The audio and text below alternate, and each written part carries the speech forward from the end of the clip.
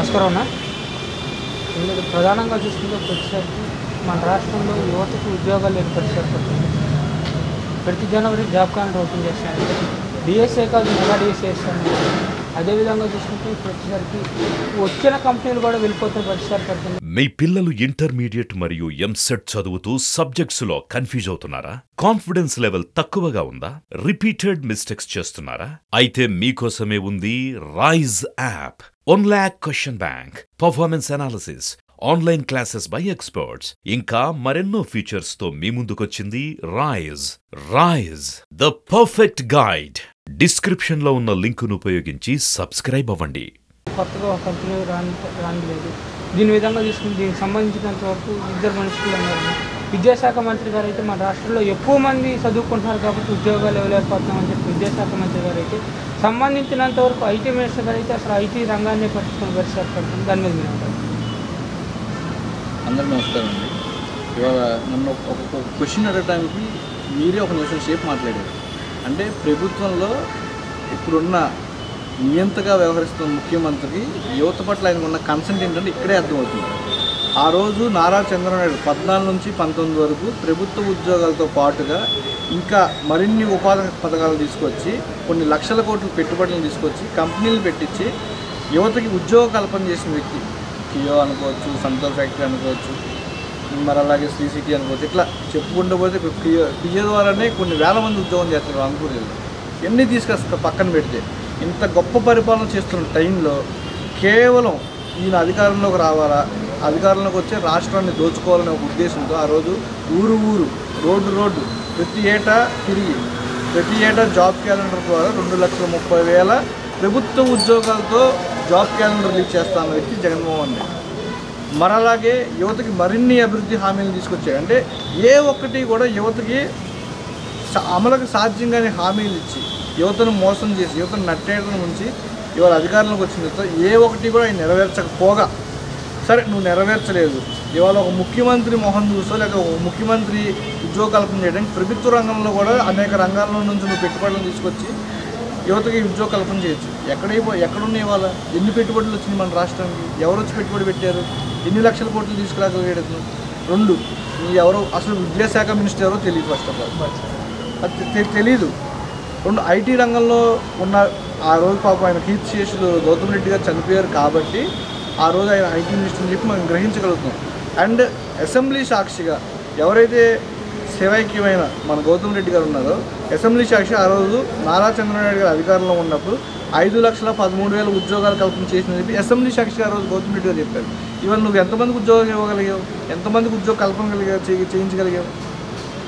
అసలు ఈ ముఖ్యమంత్రి అనేవాడు ఒక నిరంకుశ వైఖరండి. కేవలం నారా చంద్రబాబు నాయుడు గారిని ఇబ్బంది పెట్టాలా, ఆయన 16 నెలలు జైల్లో ఉన్నాడు కాబట్టి ఈయన 1 నెల 10 రోజులు జైల్లో ఉండే రేపు ఇది ఆయన వాగ్దాటి రేపు చెప్పుకోవడానికి బాగుంటుందని చెప్పి ఆ రోజు నారా చంద్రబాబు నాయుడు గారు స్కిల్ డెవలప్మెంట్ అనే ఒక స్కీమ్ తీసుకొచ్చి దాని ద్వారా కూడా యువతకు మరిన్ని ఉద్యోగ కల్పన చేశారు. దాన్ని ఒక స్కామ్ రూపంలోకి చేసి ఆయన కూడా తప్పు చేశారు.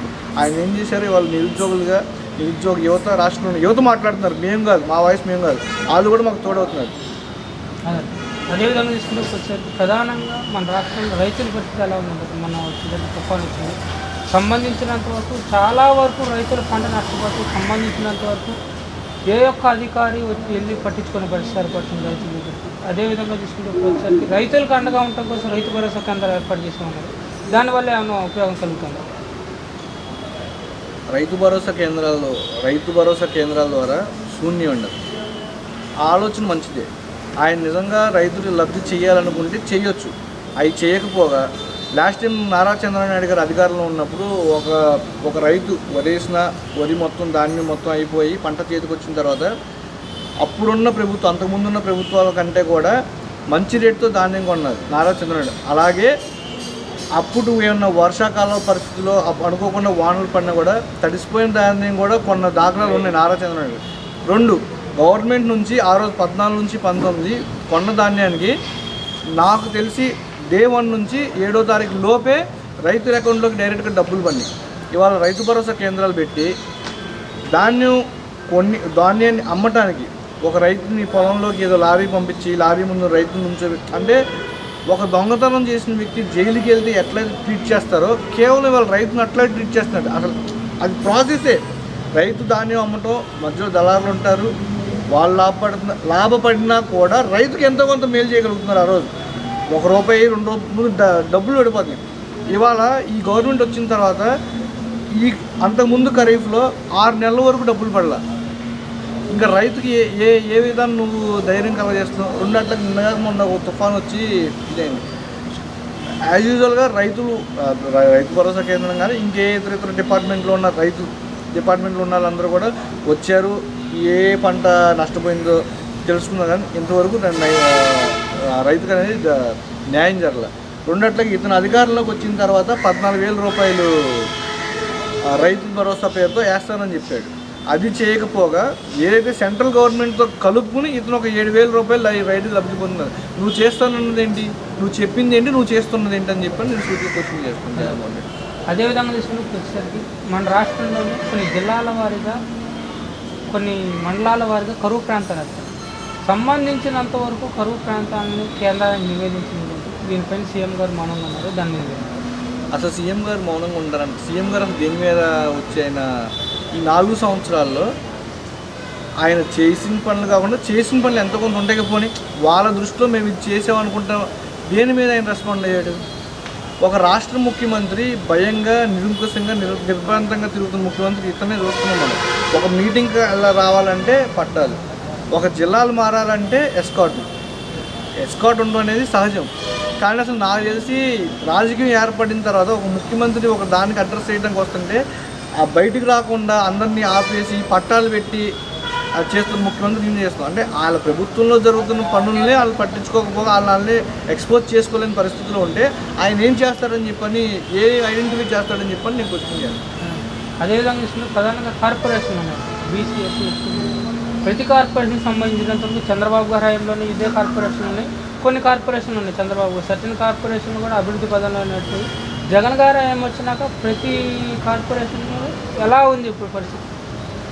చంద్రబాబు గారు హయాంలో కంటే కూడా జగన్మోహన్ రెడ్డి అధికారంలోకి వచ్చిన తర్వాత 56 బీసీ, ఎస్టీ, మైనార్టీలకు ఉపయోగపడే కార్పొరేషన్ తీసుకొచ్చానని చెప్పి జగన్మోహన్ రెడ్డి ఆర్భాటంగా దాన్ని ప్రజలకు చెప్పలేదు. నువ్వు తీసుకొచ్చిన 56 కార్పొరేషన్ ద్వారా ఎవరికైనా లబ్ధి చేకూర్చగలిగావా? ఎవరికైనా రూపాయి వడ్డీ ఇవ్వగలిగావా? రూపాయి రుణం ఇవ్వగలిగావా? ఆ రోజు నారా చంద్రబాబు నాయుడు గారు అధికారంలో ఉన్నప్పుడు ఎస్సీ, ఎస్టీ, మైనార్టీ సోదరులకు కొన్ని వేల కోట్లు 50% దగ్గర నుంచి 90% సబ్సిడీలతో లోన్లు ఇప్పించిన కనుక నారా చంద్రబాబు నాయుడు గారు. ఇవాళ అసలు కార్పొరేషన్లు ఏమైపోయినాయి? కార్పొరేషన్ ఉన్న డబ్బు ఏమైపోతుంది అంటే ఓన్లీ ఏదో మబ్బి పెట్టి మాయ చేయడానికి అన్నట్టుగా ఆ కార్పొరేషన్లో కూర్చుండడానికి కుర్చీ లేదు, నిలబడటానికి స్థలం లేదు. అటువంటి కార్పొరేషన్లు తీసుకొచ్చి నువ్వు ఎవరిని మోసం చేయదలుచుకుంటున్నావు? ఇవాళ మా బీసీ, ఎస్సీ, ఎస్టీ సోదరులు ఎంతమంది నువ్వు అన్యాయం చేయగలుగుతున్నావు? ఒక్కడికి లోన్ ఇప్పించగలిగావా నువ్వు తీసుకొచ్చిన కార్పొరేషన్ ద్వారా అని చెప్పని సూటిగా క్వశ్చన్ చేస్తున్నాను.